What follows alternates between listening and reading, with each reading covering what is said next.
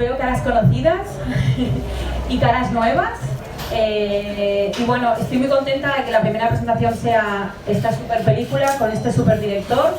No puedo estar más agradecida a Jota y a Universal por ayudarme a Sony, por ayudarme a montar la presentación. Y gracias a todos por venir.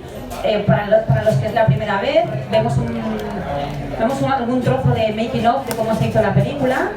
Y después podéis hacer las preguntas que queráis al director y después os podéis firmar la película y después os podéis emborrachar aquí y a cervezas y podéis hacer lo que queráis, ¿vale? Y fiesta. Y comprar camisetas de Video Instant. Y bueno, muchas gracias. Vemos un poco del making of y luego ya lo siguiente. Merci. So guys, there is fire in the hole. We are firing. Let's make sure everyone has ear protection. Oh, look what I found in my ears. Little chunks of potato. Am I speaking loudly right now?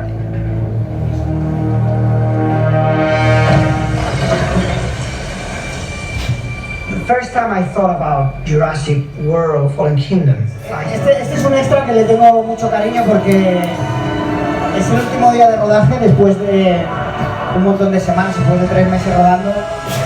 Nos sorprendió Justice Smith, que es el actor que hace de Franklin y que es un actor estupendo y una maravillosa persona.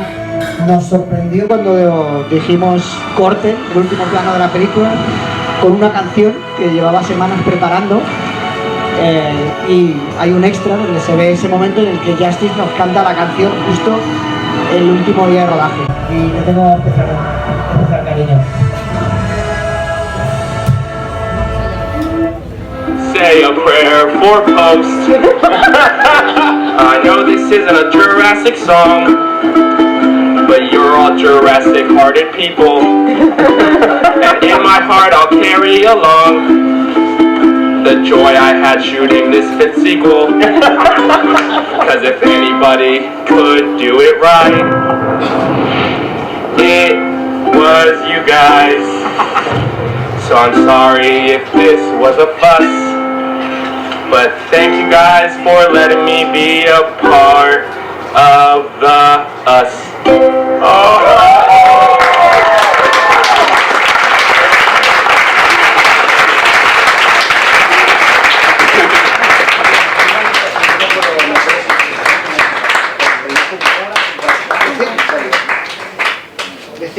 Decito la Justice, casi solo me voy a decir hello.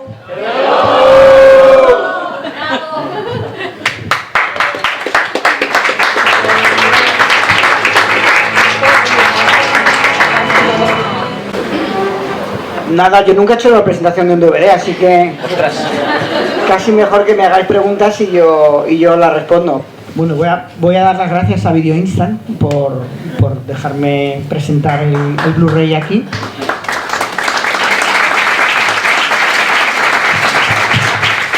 Decir que me hace mucha ilusión estar en Video Instant, que soy socio desde hace muchos años. Siempre devolvía las películas tarde, siempre pagaba, o sea, me hubiera valido la pena siempre comprarlas porque siempre las pagaba el triple, vamos, pero me hace mucha ilusión estar aquí.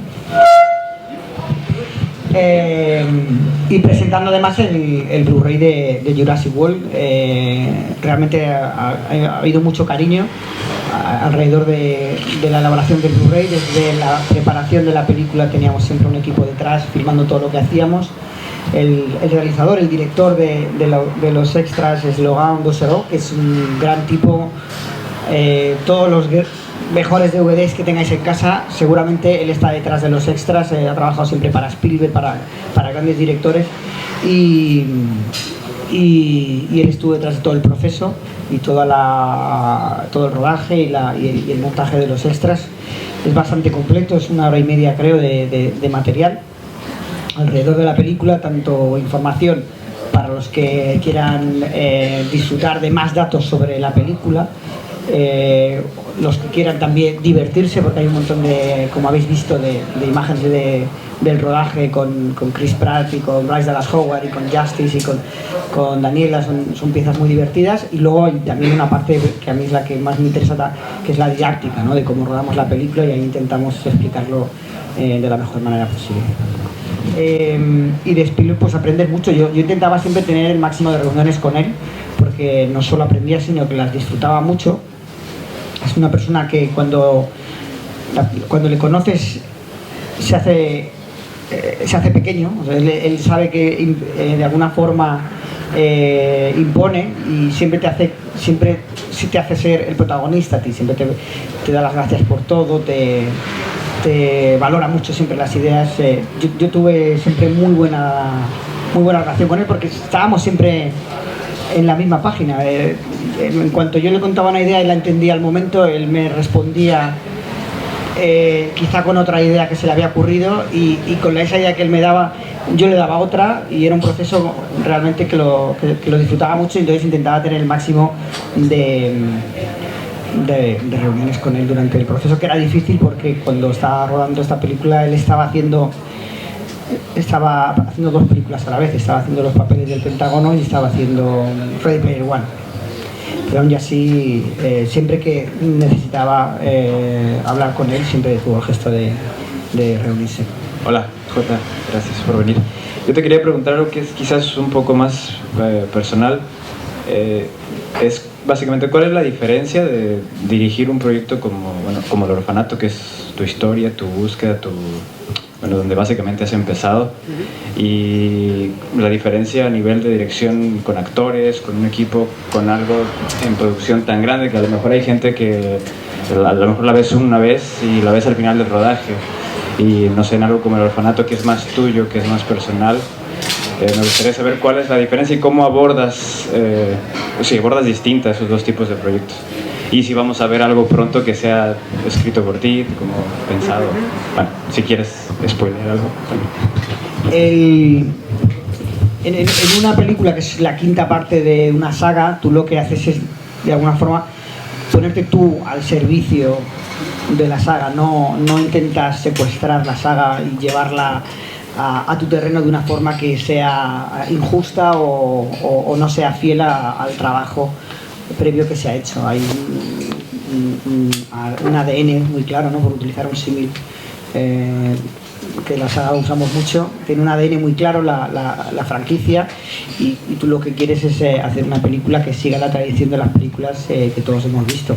En ese sentido, es un proyecto en el que tú lo que haces es poner tu conocimiento al servicio de la película, ¿no? Y a veces, cuando la película es más personal, lo que haces es sentirla de una manera más personal, pero a la hora de trabajar, el trabajo es el mismo, te esfuerzas igual por llevar adelante un proyecto, ya sea más personal o un proyecto de encargo como este.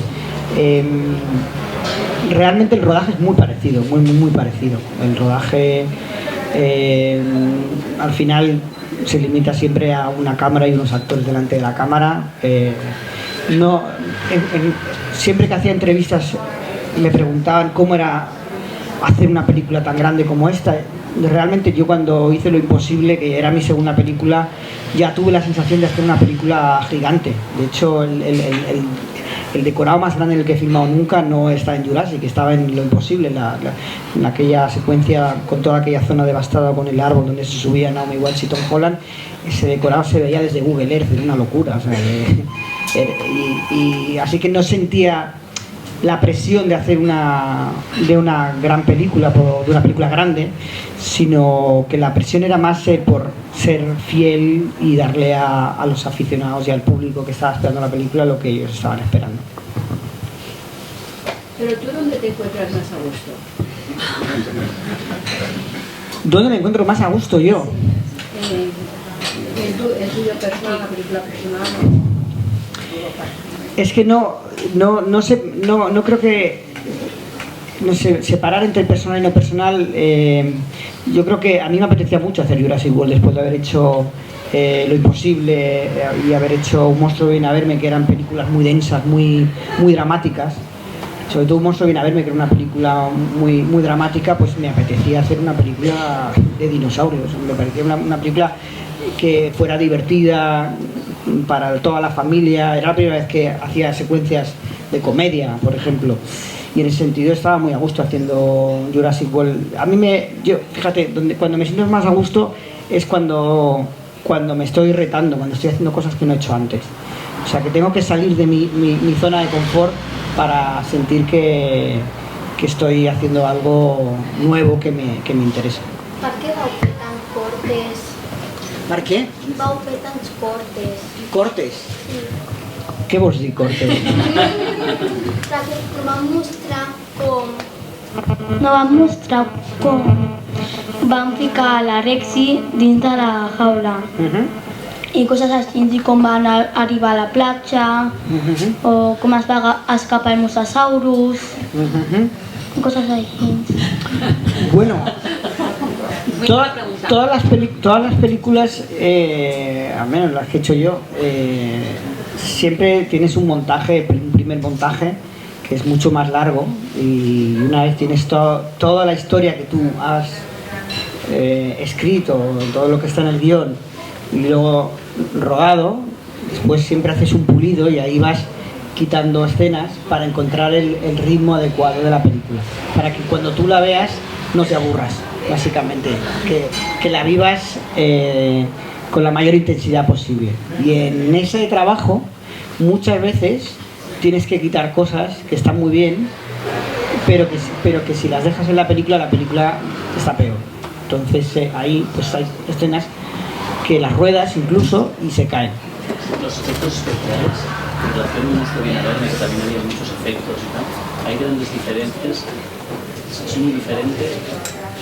Bueno, en una película como Jurassic World los efectos visuales son el 30% del presupuesto, realmente es una partida muy importante.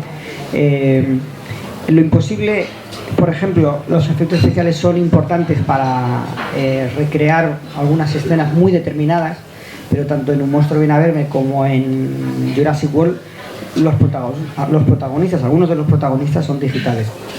Eso implica que realmente el trabajo de efectos visuales sea muy importante, ¿no? En una película de este tipo es muy importante. En El Monstruo había que recrear el monstruo y aquí había que recrear los dinosaurios. Yo disfruto siempre mucho del trabajo de efectos visuales, creo que es muy importante para el resultado final de la película, sobre todo en una película como Jurassic World, que es una película realista, no es una fantasía. Es una película que habla de la posibilidad de que los dinosaurios puedan caminar entre nosotros, es decir, que habla de nuestro mundo. Y en ese sentido los efectos visuales son muy realistas. En el momento que tienes mucha postproducción y tienes muchos fondos digitales y la película empieza a dejar de ser real para convertirse en una fantasía, y en ese sentido esta película ha usado muy poca pantalla verde. Normalmente en estas películas crees que vas a usar mucha pantalla verde, pero nosotros rodábamos casi siempre en decorados reales, en escenarios naturales reales. La secuencia, por ejemplo, del volcán prácticamente está rodada en su totalidad, está rodada en escenarios naturales, y los fondos en 80% son reales, no solo los dinosaurios. Y está muy bien que sea así, porque realmente le da una verdad a la película que es fundamental para una saga como Jurassic World. Yo lo que insistí mucho en los efectos visuales, insistí mucho, porque lo había aprendido en Un Monstruo Viene a Verme, era en los momentos en los que los actores tocaban a los dinosaurios, que había mucha interactuación, porque es una película que pone a los dinosaurios en el centro del debate, pero en el centro de la acción. Es decir, en Jurassic Park, en El Mundo Perdido, se habla de los dinosaurios. En esa película se habla de los dinosaurios, pero es que además hay que ir a rescatar los dinosaurios, no hay que rescatar a personas de los dinosaurios. Eso implicaba mucha interactuación, especialmente todas aquellas secuencias en las que los dinosaurios están dormidos y los protagonistas se pueden acercar, ¿no? La secuencia de la jaula del T-Rex es muy clara, y en esas escenas pues se construyó un animatronic. Colin también, que no incluyó prácticamente ningún animatronic, solo una cabeza en el primer Jurassic World, ya escribió la segunda parte con muchas escenas con dinosaurios dormidos o con tranquilizantes, precisamente para facilitar el trabajo de tener animatronics, porque los animatronics dan un muy buen resultado, muy realista en pantalla, pero son muy limitados, no pueden tener la riqueza de movimientos que tienen la imagen por ordenador. Bueno, ante todo, muchas gracias por estar con nosotros. Y bueno, la semana próxima en el auditorio se proyecta la primera Jurassic Park acompañada por la OBC. ¿Te gustaría ver la tuya de esta forma? Y una segunda, muy cortita. Ha quedado patente que eres un admirador del Drácula de John Badham. ¿Lo consideras superior al de Coppola?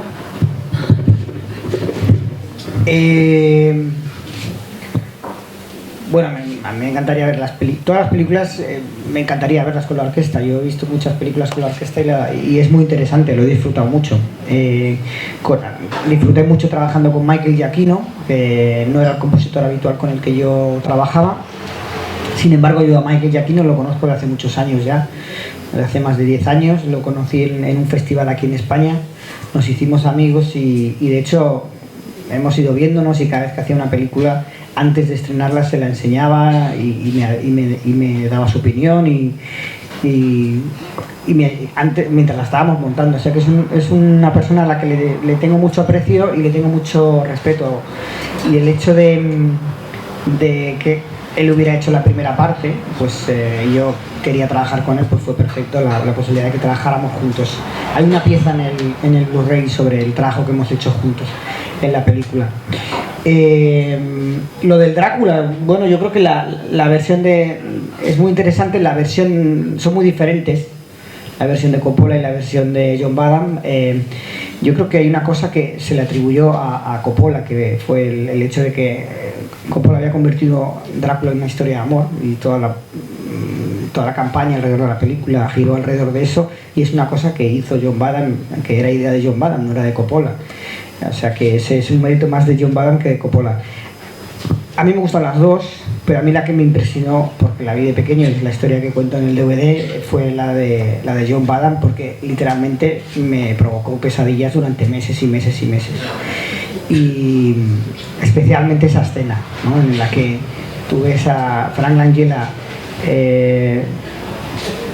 trepando boca abajo, y hay un momento terrorífico en el que mira a cámara, no tiene ningún sentido, pero es terrorífico. Yo cuando era niño y vi ese plano y Frank Langella se gira y me mira, o sea, eso me pareció terrorífico. No pude dormir durante meses y un poco la idea era intentar que algunos niños no puedan dormir durante meses después de ver Jurassic World.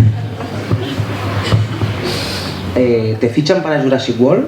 ¿Te fichan a ti, o hasta qué punto te puedes llevar a tu equipo que confías, que sabes trabajar con él? ¿Qué margen te dan? Bueno, es complicado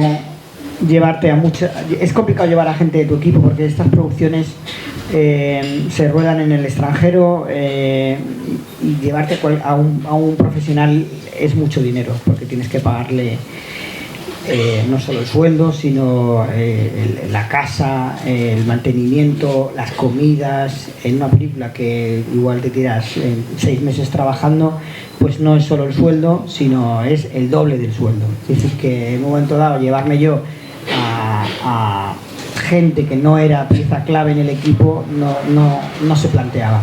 Sin embargo, entendieron que había una serie de colaboradores que eran básicos para mí y que eran básicos para el estilo que yo tengo en las películas. A mí me habían llamado por las películas que yo había hecho antes, y parte del estilo, de lo que les había gustado de las películas que había hecho antes, estaba en el trabajo del director de fotografía Oscar Faura, de la productora Belén Atienza, que también es productora de Jurassic, del montador. Estuvieron trabajando 2 montadores en la película, aunque solo firmé uno, estuvieron los dos que ya trabajaron en Un monstruo viene a verme y en Penny Dreadful, que también lo hice con ellos. El diseñador de sonido, Uriol Tarragó, no pudo incorporarse realmente toda la película porque él estaba haciendo Yucatán y Super López, pero sí que pudo hacer 2 escenas, que fue el prólogo y la secuencia en la que el Indoraptor se mete en la habitación de Maisie, y pudimos contar con él para esas escenas.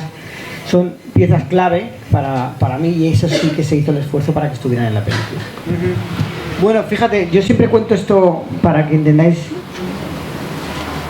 Es una profesión difícil, porque exige mucho sacrificio físico y personal también.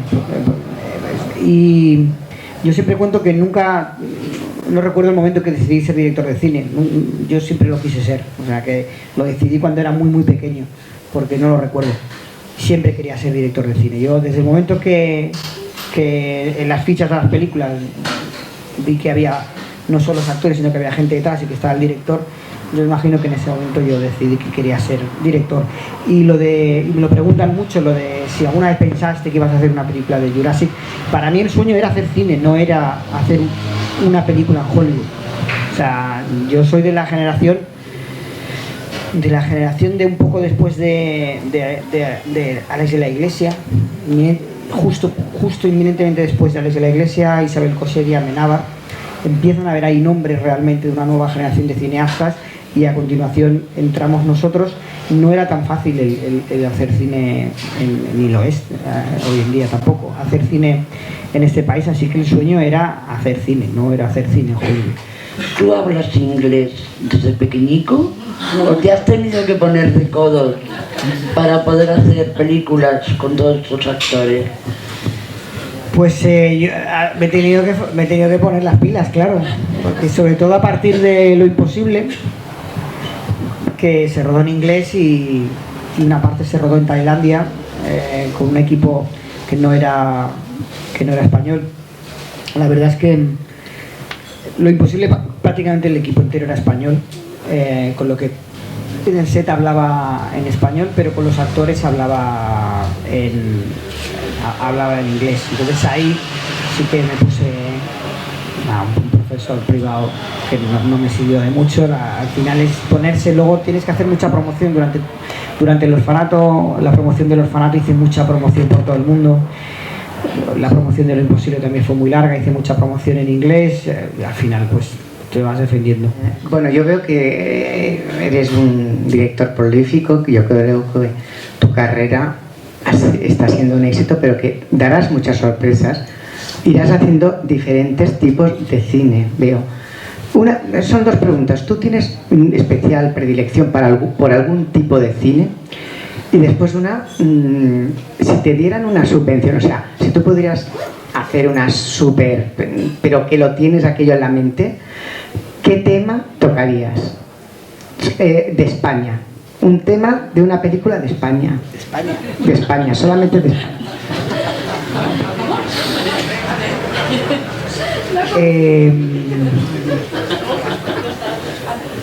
¿Cuál era la primera parte de la pregunta? Porque me he quedado...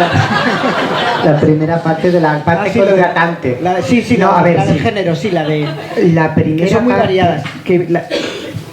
Realmente, yo por ejemplo, a mí me gusta mucho el cine. O sea, para mí el cine es muy importante.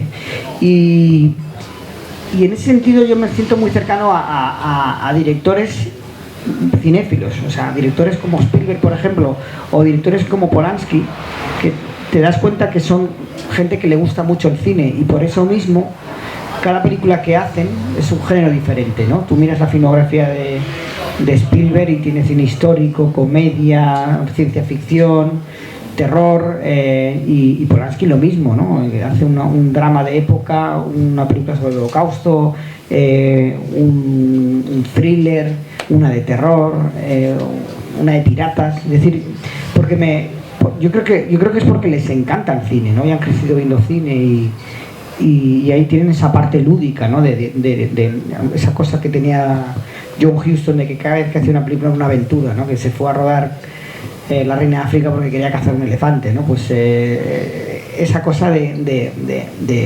aventura y de disfrutar parte del trabajo, ¿no? Y de lo de la segunda parte de la pregunta, sí que estoy desarrollando proyectos para rodar en España y en español. Entonces ahí pues igual respondo a parte de tu pregunta, pero no puedo decir nada más. Cuando estaba en la escuela de cine vino un director bastante conocido además a la escuela y nos dijo que estábamos malditos, que el cine catalán estaba maldito, que el cine español estaba maldito, y que llevaban toda la vida intentándolo y no les había salido.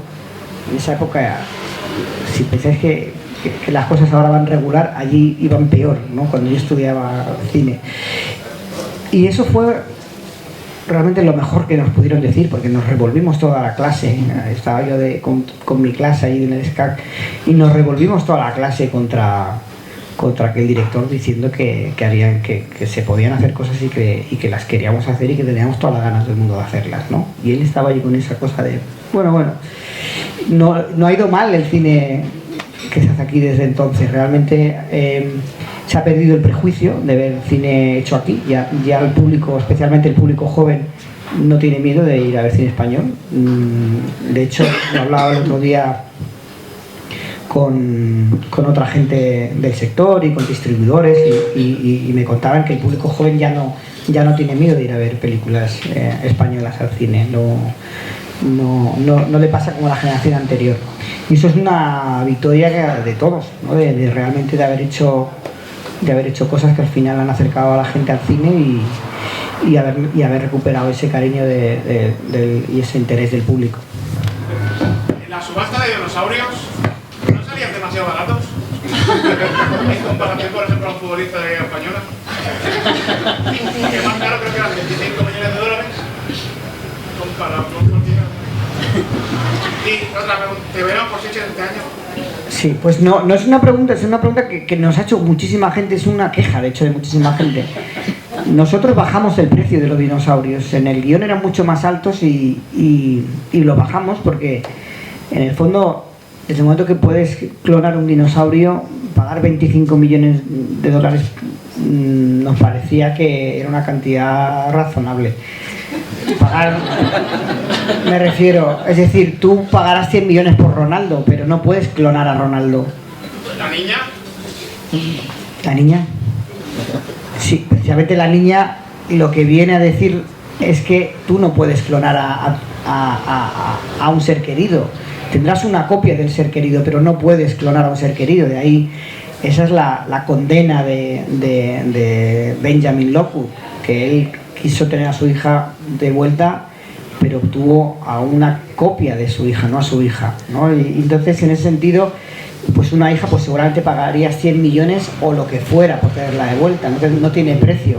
Pero un dinosaurio que lo puedes copiar todas las veces que quieras, nos pareció que pagar 100 millones era excesivo. Bueno, realmente hacer una secuela es muy difícil. O sea, yo de hecho estuve intentando hacer una y al final no salió.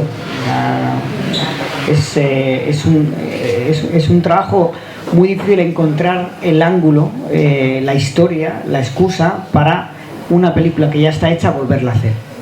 Es decir, que una secuela es eso, es decir, nosotros hacemos una película que funciona y ahora hay que hacer otra, ¿no? Tú puedes tener una saga de novelas de Sherlock Holmes y evidentemente o los libros de Harry Potter, pero cuando la película es una secuela de un producto que funciona por sí mismo, inventar una excusa y una historia es bastante es un reto bastante importante. Si encima es una cuarta, una quinta parte, o en el caso de Marvel, como llevan 10 años haciendo películas, realmente es meritorio el trabajo que están haciendo.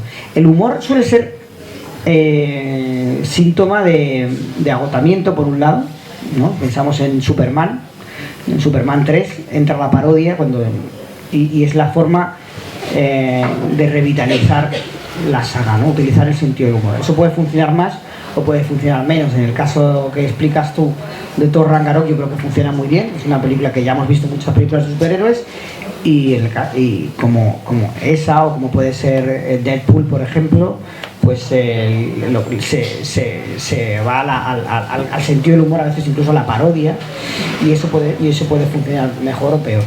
Yo estaba hablando en general, no solo de Marvel, es decir, que normalmente el sentido del humor es una manera de revitalizar, intentar afrontar desde un punto de vista, perspectiva nueva, algo que ya hemos visto antes. Bueno, es verdad que es la segunda parte de Jurassic World y es la quinta parte de Jurassic Park, y son la misma saga y son a la vez trilogías diferentes. El público es diferente y tienes que trabajar pensando en los dos públicos, ¿no? El que está viendo la saga de nuevas, ¿no? Que descubrió la saga con Jurassic World, y los que recuerdan las películas antiguas. Nosotros hacíamos guiños constantemente a a eso, ¿no? Y se repite un par de veces la idea de ¿recuerdas la primera vez que viste un dinosaurio? Y cuando haces esa pregunta, no solo estás preguntando a los personajes, sino que le estás preguntando al público, ¿no? Y la primera vez que vimos un dinosaurio fue aquel brachiosaurio de Jurassic Park que vuelve a aparecer en esta película en el momento que se acaba el sueño de la isla. Así que de alguna forma intentas continuar la saga de películas que empezaron con Jurassic World, con Chris Pratt y Bryce Dallas Howard, pero a la vez amplías el legado, amplías la mitología de la saga, pues introduciendo personajes que juegan o que buscan constantemente referencias o ecos a las anteriores películas. Pero intentamos siempre no dejarnos llevar demasiado por la nostalgia y ser conscientes de que estábamos haciendo una película nueva, ¿no? Y en ese sentido hubiera sido muy fácil traer a Jeff Goldblum y tenerlo toda la película, pero nunca fue la intención, porque realmente entendíamos que esto es una saga de películas nuevas, que está muy bien recurrir a personajes del pasado y que crucen, que hagan un puente, que crucen una trilogía con la otra, pero esto es una aventura nueva, ¿no? En Cinemacom en Las Vegas de este año, tuvo una compañera que trabaja en Sony que estuvo allí y vio en la presentación de la película, donde estabas tú, y me comentó que había habido un clip que emitieron para la presentación donde salían Spielberg, Kathleen Kennedy, toda la gente del equipo, Bryce, todo el mundo, hablando de lo impresionante y de lo maravilloso, y se hicieron en elogios. Ese es el momento cumbre de mi carrera. De lo impresionante que había sido trabajar contigo. Sí, yo lo tengo ese clip. Y del talento. Y de hecho me dijo, búscalo, o sea, porque es una pasada. A ver si está en algún material, se lo recupera Universal, porque se ve que me dijo, es una maravilla, piel de gallina de todo lo que decían de ti. No lo has conseguido, saber si está en YouTube, si está en alguna edición de coleccionista. No, ni se va a ver nunca. Qué pena. Yo lo tengo una copia. ¿Quién lo tiene? Nada, empieza un vídeo y sale, pues en ese vídeo sale Spielberg, sale Guillermo del Toro, sale Chris Pratt, Naomi Watts, Jeff Goldblum, o sea, empiezan a salir actores hablando de ti, hablando de lo maravillosa que es tu carrera y tu trabajo, porque era un premio a director del año o algo así, me habían dado el premio. Y recuerdo que flipé mucho cuando vi ese vídeo y bromeaba con los amigos, que tengo una copia, se lo enseñaba y les decía, a ver si ahora me tomáis un poquito más de respeto a partir de ahora. Es un vídeo muy bonito, sí, y lo guardo con mucho cariño, pero no se puede ver porque no hay los derechos de las imágenes que aparecen de las películas, cada una son una productora y una distribuidora diferente y no se pueden ver, pero es verdad que para mí fue muy especial ese vídeo. Darte las gracias otra vez. Y aprovechando que es el lanzamiento del DVD de Blu-ray, quería saber tu opinión sobre la continuidad del formato físico, sobre la gente que nos gusta todavía ir a alquilar al videoclub y bueno, si quieres entrar en las plataformas, y si no, la primera parte de la pregunta ya me sirve. Y gracias de nuevo. Pues yo creo que es verdad que estamos en un proceso de transformación que yo creo que es continuo.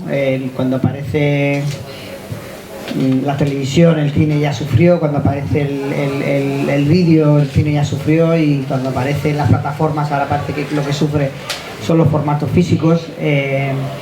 Yo creo que es curioso ahora cuando llegas a los grandes almacenes, ¿no? A las grandes tiendas, que están llenas de vinilos, ¿no? Es decir, que la gente, creo que todavía existe, a pesar de que vivimos en una sociedad que cada vez valora menos lo físico, y eso se puede extender a todo, absolutamente a todo, incluso a las relaciones personales. Cada vez tenemos menos amigos que vemos nunca, a través de las redes. Yo creo que al final lo físico, lo tangible, eso es irreemplazable. Entonces yo creo que se sufrirá más, se sufrirá menos, pero siempre va a haber, espero, y estoy convencido que será así, la posibilidad de llevarse una película a casa, tenerla ahí. Yo no quiero depender de que ninguna plataforma decida si puedo ver esta película o no. O sea, hay películas que quiero ver y las tengo en casa en DVD o en Blu-ray y no están en ninguna plataforma, así que yo creo que eso siempre va a existir y bienvenido sea.